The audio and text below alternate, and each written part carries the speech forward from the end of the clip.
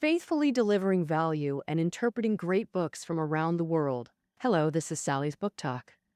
Today I'm introducing a book called The World of the Records of the Three Kingdoms. It is the fourth book in the Chinese history series by Chen Shou. Its author is Kim Moon King, a Japanese historian and professor at Kyoto University. Whenever we Chinese mention the history of the Three Kingdoms, what first comes to mind is usually the classical novel Romance of the Three Kingdoms, written in the Ming Dynasty, only OH, rather than the orthodox historical records from the Three Kingdoms period itself. Records of the Three Kingdoms. In fact, exploring the history of the Three Kingdoms through Romance of the Three Kingdoms is indeed a good way, especially with the author's dramatization of historical events. The Three Kingdoms story has become extremely vivid, rich, and full of twists and turns. So much so that not only Chinese people, but also Koreans and Japanese, who are deeply influenced by Chinese culture, no longer see Romance of the Three Kingdoms as just a novel, but as a history book or even a textbook for learning strategies and tactics. However, the side effect of this is quite obvious. Many fictional stories created by the author have become entangled with real history in people's memories, seriously obscuring the true history of the Three Kingdoms. On the other hand, Chen Shou, the author of the orthodox historical text, Records of the Three Kingdoms, lived during the Jin dynasty, and the Jin dynasty's throne was inherited from Cao Wei through abdication. Ari, priest, Chen. Therefore, when Chen Shou was writing Records of the Three Kingdoms, he naturally regarded Cao Wei as the legitimate regime of the Three Kingdoms period. As a result, Romance of the Three Kingdoms portrays Shu Han as the protagonist, while Records of the Three Kingdoms supports Cao Wei. From any angle, Eastern Wu ends up being the neglected one. So to make up for this shortcoming, the author Kim Moon King emphasizes that this book strives to break free from the shadows of Romance of the Three Kingdoms and Records of the Three Kingdoms, and to restore the contributions of Wu Kingdom to historical development for readers, and to present a more authentic world of the Three Kingdoms. And all right, now let's dive into the content of this book in detail. The book mainly discusses the following three questions. The first question is how the Three Kingdoms situation was formed. The second question is, who is behind the tripartite division? The third question is, how each kingdom expanded outward during the Three Kingdoms period. Now, let's start with the first question. How the Three Kingdoms situation was formed. This topic traces back to the political turmoil in the middle of the Eastern Han dynasty. In the year 88 AD, Emperor Zhong of Han died young, and Emperor He of Han ascended the throne at just 9 years old. Because the emperor was too young to rule alone, the imperial power began to be controlled by Emperor He's stepmother, Empress Dowager Du. Meanwhile, the power of the maternal relatives, that is Empress Dowager Du's natal family, the Du clan, also began occupying key positions in the imperial court. However, as he grew older, Emperor He of Han, Liu Zhao, became unwilling to remain a puppet of the Dou family. Isolated and without allies, he had no choice but to join forces with the eunuchs around him. Fortunately, he succeeded. With the eunuchs' help, he eliminated the leader of the Du family. After Dao Shan's death, the emperor regained power, allowing the power-hungry eunuchs to naturally enter the center of authority. But not long after, heaven played another joke on the Han dynasty. Emperor He, like his father Emperor Zhang, died young. Subsequently, his wife Empress Deng began governing as Empress Dowager. From then on, Eastern Han history became trapped in a vicious cycle.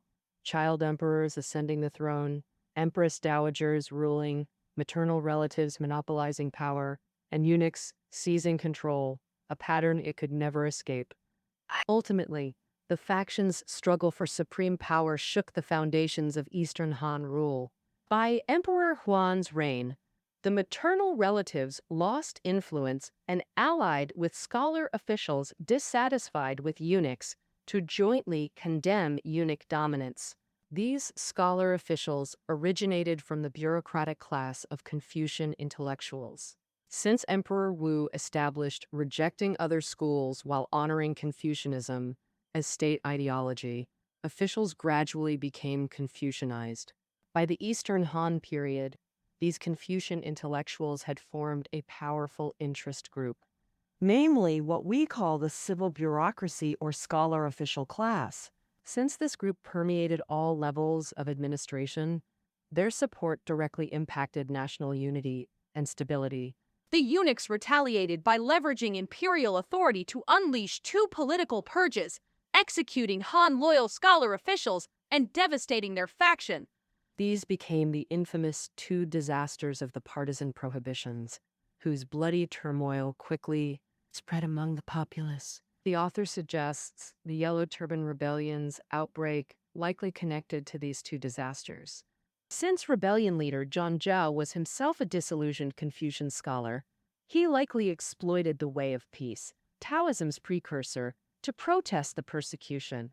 Preaching that the old heaven is dead, the new heaven must rise, thus inciting the masses to revolt and overthrow the Eastern Han dynasty.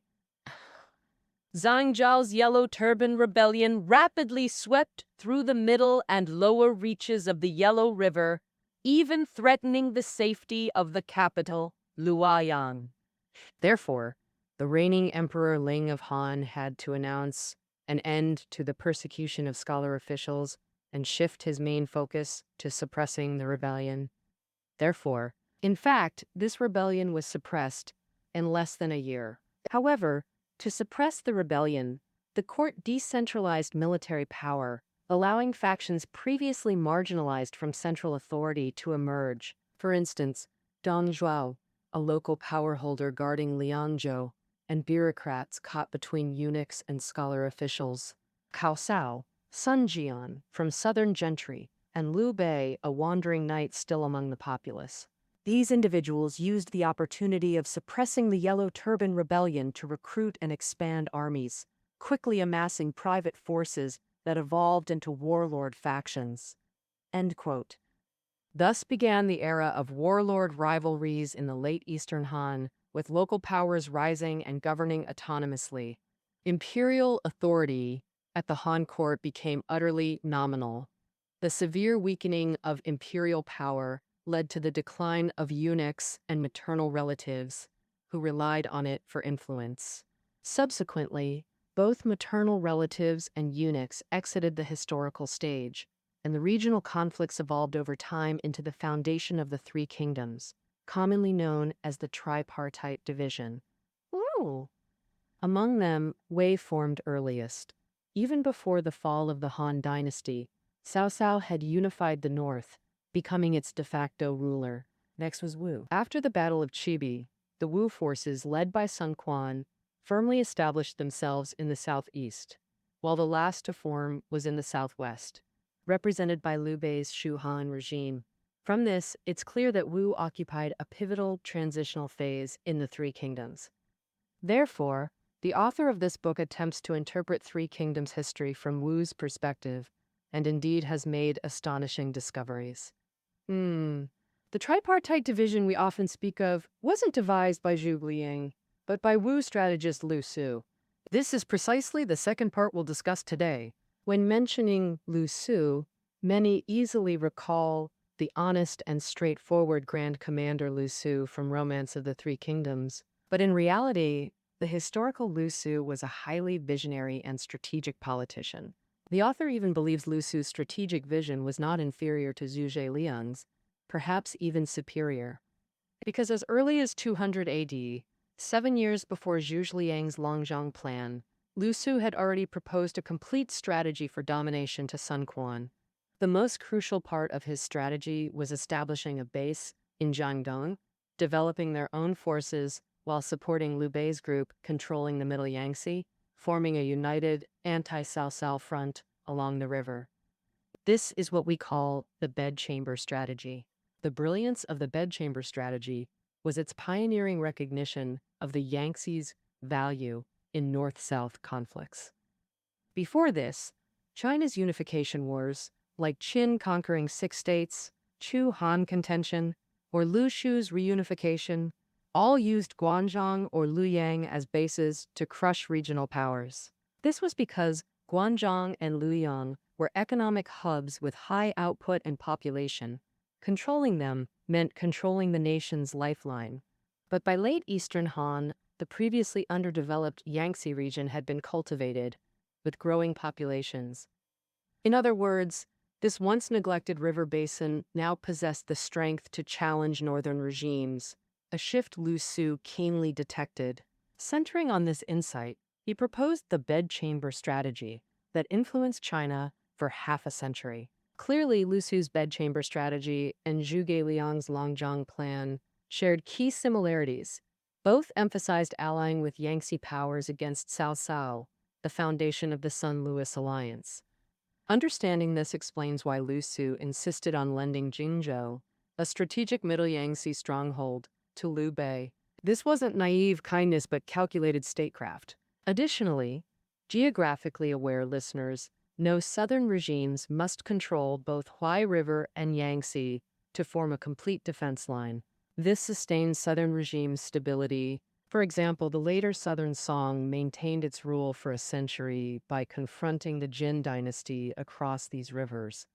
But throughout the Three Kingdoms period, the Huai River defense line was almost entirely controlled by Cao Cao's northern forces. This means Eastern Wu never possessed a complete Jianghu defense system, leaving their rear completely exposed to enemy attacks. This explains why Wu didn't occupy strategic Jingzhou in the Middle Yangtze themselves, but instead lent it to support Liu Bei's faction. Their defense pressure along the lower Yangtze and Huai River was overwhelming, forcing them to secure their flank through this alliance. Although Wu ultimately failed to gain the Zhanghuai line due to various reasons, this approach was theoretically sound. Overall, without Lu Su's bedchamber strategy, Zhuge Liang's anti-Cao coalition would have been near impossible. In this Sun-Lu alliance, the stronger Wu held absolute initiative. Even Lu's territory was borrowed. Liu Bei's faction functioned less as an independent power and more as Wu's extension in the upper Yangtze. After securing their flank, Wu cemented their regime through 2 decisive battles. These were the famous battles of Chibi and Yiling. Mentioning Chibi, many recall romance's dramatized scenes, debates with scholars, borrowing arrows, hero gatherings, and summoning winds. But in reality, these were largely fictionalized by author Luo Guanzhong. Historically, Cao Cao's southern campaign aimed to capture Jingzhou, not conquer Wu outright. When plague struck Cao's camp, Zhou Yu seized a southeast wind to launch a devastating fire attack. Facing total loss, Cao Cao burned his own fleet and scorched earth tactics to prevent Wu from capturing his ships. Thus, the legendary Battle of Chibi wasn't premeditated but Zhou Yu's brilliant exploitation of sudden opportunity. And after Chibi, Wu continued Lu Su's strategy by supporting Liu Bei against Cao Cao. Sun Quan even married his sister to Liu Bei to solidify the alliance. At this stage, the Sun-Lu alliance appeared solid. So why did they later become enemies? The problem mainly originated from Liu Bei's faction. After securing Jinzhou, Liu Bei's next target per Zhuge Liang's plan was Yizhou, modern Sichuan or Chongqing. In 211 AD, Liu Bei entered Sichuan under pretext of helping Governor Liu Zhang fight invaders, then seized Yizhou by surprise. Many influenced by romance consider this Liu Bei's peak period, but the author notes, attacking fellow Liu clansmen instead of Cao Cao destroyed Liu Bei's credibility. How would Sun Quan interpret this? He'd see it as betrayal of their alliance. If Liu Bei would rob his own kin, what loyalty could Sun Quan expect? Thus began the alliance's fracture. In 219 AD, Liu Bei made a deadlier mistake. After capturing Hanzhong, he declared himself king of Hanzhong, equating to Cao Cao's title. Yet Sun Quan, the alliance leader, remained merely a regional governor. Liu Bei's self-elevation politically surpassed Sun Quan. This blatantly signaled, "I'm strong enough to act alone." Sun Quan lost all trust in his ally. After Lu Su's death, successor Lu Men revised the strategy to seize Jingzhou. Thus occurred Lu Meng's surprise attack and Guan Yu's defeat at Maicheng. In 220 AD, Cao Pai forced Emperor Xian's abdication, ending the 400-year Han dynasty. However, at this time, Liu Bei didn't use Cao Wei usurping Han as an excuse to campaign north. Instead, he gathered heavy troops. He marched east to seize Jingzhou territory from Sun Quan. This was a major strategic blunder. In specific battle plans, Liu Bei made another serious mistake. He deployed his army along a narrow river, with camps stretching over 700 miles, forming a long snake formation. Seizing this opportunity, Lu Xun, Wu's new grand commander, launched a fire attack that engulfed Liu Bei's 700-mile camp. This is the famous Battle of Yiling in history. After this battle, Liu Bei's forces were severely weakened, while Wu stabilized its western border, won decisively, and grew stronger. But this doesn't mean Wu's strategy was entirely correct. The author believes Wu made many policy errors during this period. Like after Guan Yu lost Jingzhou, the Sun-Lu alliance broke down completely. To avoid fighting on two fronts, Sun Quan submitted to Cao Wei, accepted their title grant, and became king of Wu under them. Meanwhile, both Cao Pi and Liu Bei had declared themselves emperors, creating a stark contrast. Sun Quan's political status was clearly inferior, and more fatally, it was for self-preservation. Sun Quan became Cao Pi's subject, meaning Wu lost the legitimacy to resist Cao. A few years later, Sun Quan finally realized his mistake, broke with Cao Pi, re-allied with Shu Han, and declared himself emperor in 2029 AD. Now, Wu could stand on equal footing with Wei and Shu. The political status issue was solved, but Sun Quan betrayed both allies, becoming a fence-sitter in the Three Kingdoms world. His political reputation suffered greatly, and Wu's years of strategic revisions coincided with Shu Han's transformation and revival. After the Battle of Yiling, Shu leader Liu Bei soon died. Before death, he entrusted his son to Zhuge Liang and outlined Zhu's strategy: reclaim the Central Plains and restore Han. Notably, before Liu Bei's deathbed entrustment, Shu Han's military expansions were largely led by Liu Bei himself. The core figure among the strategists was the famous advisor Fa Zheng. In the past, when Liu Bei seized Yizhou, it was Fa Zheng who helped persuade Governor Liu Zhang to surrender. Zhuge Liang's role was more focused on logistics. It wasn't until Liu Bei entrusted his son on his deathbed that the resourceful grand politician Zhuge Liang stepped from behind the scenes to the forefront. Zhuge Liang's rise to power also revitalized the Shu Han regime. Firstly, internally, Zhuge Liang actively worked to change the faction-ridden structure of the Shu Han regime, striving to create a more stable political situation for Shu Han. In his early years, when Liu Bei was building his enterprise, he traveled through Ji Province, Shu Province, Jing Province, and Yi Province. For example, Guan Yu and Zhang Fei started following Liu Bei from Ji Province to conquer the realm. This group is often called the Yuan Kong faction, meaning the veteran faction that followed Liu Bei from the very beginning. However, members of this faction were nearly all gone by the time Liu Bei passed away, or shortly after. Zhuge Liang himself resided in Jing Province in his early years, so he belonged to the Jing Province faction.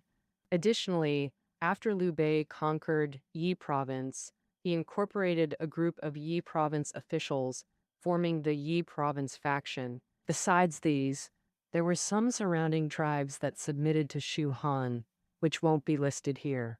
Facing this situation, Zhuge Liang's strategy was to cultivate the Jing Province faction, adopt a carrot-and-stick approach with the Ji Province faction, and appease the surrounding tribes. This arrangement was because the Jing Province faction's political ideals aligned most closely with Zhuge Liang's. They, like him, insisted on reclaiming the Central Plains and restoring the Han dynasty. Therefore, Zhuge Liang relied most heavily on them. For example, his two successors, Zhongwan and Fei Yi, both came from the Jing province faction. As for the Yi province faction, since Liu Bei acquired Yi province through rather dishonorable means, its ministers had always harbored resentment towards the Shu Han regime. Don't. Moreover, Yi province, which is today's Sichuan region, is surrounded by mountains and rugged terrain, making it perfectly capable of becoming an independent state, relying on natural barriers. Ha! The people were content to stay in their own small domain and were not enthusiastic about reclaiming the Central Plains. So Zhuge Liang chose a carrot-and-stick approach with them, hoping they'd perform their duties without hindering progress. Ooh. For instance, Li Yan, a representative of the Yi province faction, was, like Zhuge Liang, a key minister entrusted by Liu Bei on his deathbed. Therefore, when Zhuge Liang later led the northern expeditions, he entrusted Li Yan with the crucial task of gathering supplies and provisions. However, Lian not only failed to gather supplies effectively, but also shifted all the blame onto Zhuge Liang. Ultimately, this northern expedition ended in failure. Logically, Lian's actions warranted execution, but Zhuge Liang merely demoted him to commoner status. This was partly because Shu Han's political center was in Yi province, where the Yi faction was one of the strongest within the regime. So, the Yi executing Li Yan would mean completely alienating the Yi faction, which would severely destabilize Shu Han's politics. But leaving Li Yan unchecked risked continued insolence from the Yi faction and future trouble for Zhuge Liang. Thus, Zhuge Liang had to both punish Liang strictly and show leniency.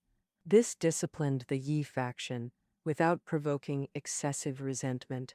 Secondly, after taking power, Zhuge Liang appointed talented military personnel unconventionally, nurturing many capable generals for Shu Han's later years. For example, he promoted Zhang Wei, a low-ranking defector from Wei, cultivating him into Shu Han's late-period pillar. During Zhuge Liang's first northern expedition, his student Ma Su lost the strategic Jiting Pass, causing Shu's defeat. Amidst this, only Ma Su's vanguard Wang Ping held his position by beating war drums, stabilizing the front. Wang Ping was originally an illiterate foot soldier, but based on his jieting performance, Zhuge Liang mentored and promoted him, eventually putting him in command of Shu's elite forces. Finally, Zhuge Liang set aside past grievances with Wu, re-established their alliance, and strengthened ties. Wu again raised the banner of reclaiming the Central Plains and restoring Han, launching successive northern expeditions that threatened Wei's western border. During this period, Shu Han was the weakest kingdom but the most enterprising. Notably, many stories about Zhuge Liang's expeditions and romance are fictional, like scolding Wan Long to death, the empty fort strategy, Wuzhang Plains, and capturing Meng Huo 7 times. But stripping away fiction to reveal historical truth, Zhuge Liang's true value lies not in supernatural wisdom, but in transcending short-term territorial gains to revive the Han Restoration banner, curbing political decline from the Sun-Louis rupture, re-establishing Shu Han's grand vision, and reigniting its enterprising spirit. Thus, if Liu Bei's campaigns laid Shu Han's foundation, Zhuge Liang infused the regime with an immortal soul. Unfortunately, in 234 AD, Zhuge Liang died at Wuzhang Plains on the northern expedition front. Afterwards, Shu Han strictly limited northern expedition scales due to its weak national strength, losing its former enterprising spirit. And, with founding heroes gradually passing away, Wei, Shu, and Wu all lost their drive for expansion. In 259 AD, 15 years after Zhuge Liang's death, Sima Yi, a Cao Wei political veteran, staged a coup, seized power, and the ambitious Sima clan eventually replaced Wei and unified China. Objectively, while constant warfare brought suffering, the warlords' conflicts expanded the Central Plains territory. This leads to our final section. How did three kingdom states expand outward?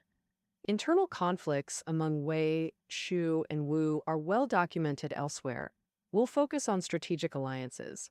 The author prioritizes strategic alliances over city-by-city gains. These decisions shaped national trajectories and guided subsequent wars. Three Kingdoms history progressed through three alliance phases: Sun versus Liu versus Cao Cao, Wei versus Wu versus Shu Han, and Shu versus Wu versus Cao Wei. Thus, Eastern Wu, Cao Wei, and Shu Han each held alliance initiative at different times.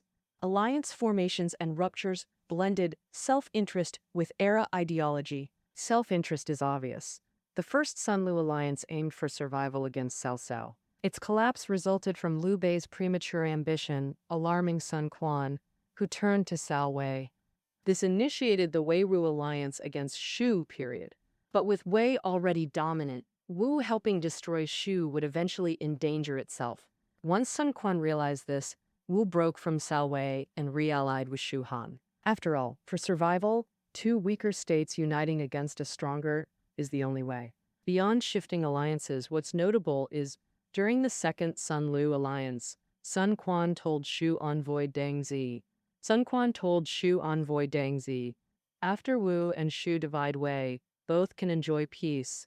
But Deng Zi countered, "Heaven has no two suns, earth no two rulers.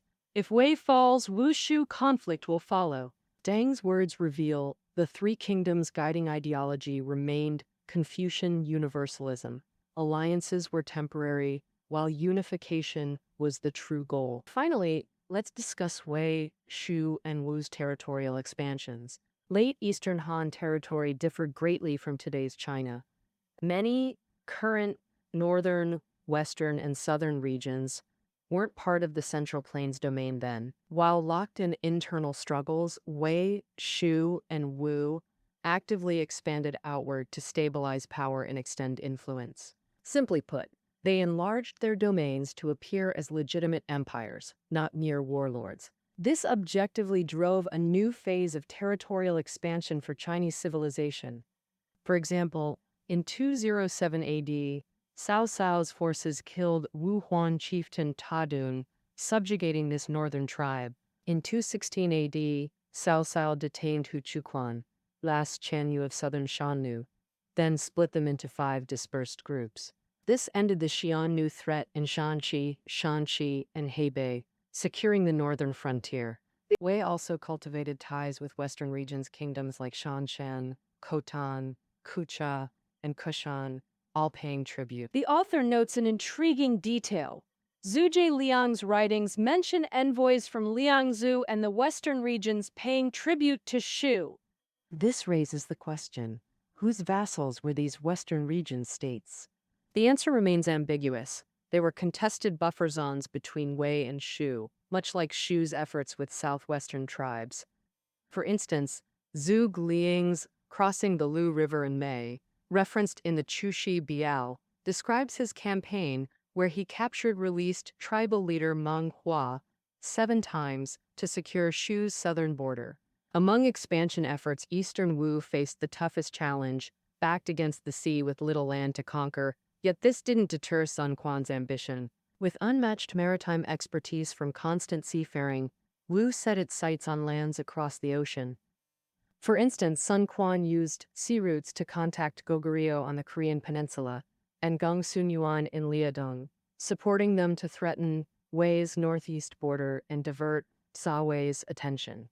Additionally, like Shu Han, Wu intensified integration of ethnic minorities within its territory. The Zhejiang Highlands were inhabited by indigenous tribes called Shanye people, still in primitive stages.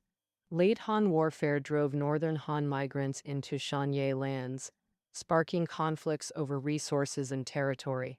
Cao Wei seized this opportunity, infiltrating Wu to incite Shanyu rebellions and distract Wu's military. Thus, Sun Quan focused entirely on resolving the Shanye issue. He ordered the elimination of all non-compliant Shanye. For the remainder, he conscripted Shanyu youth into the army, removing rebellion potential, while relocating others to plains for integration with Han Chinese. Under Wu's management, Shanyue Han cooperation increased significantly. This accelerated Jiangsu-Zhejiang development, laying groundwork for Jiangman becoming China's economic core. Well, we've covered most of the world of the records of the Three Kingdoms. Now, let's summarize. Strictly speaking, the Three Kingdoms era lasted only half a century. Cao Pi's coronation in 220 AD to Jin's unification in 280 AD. Even including the late Eastern Han turmoil, this chaotic period spanned just over a century.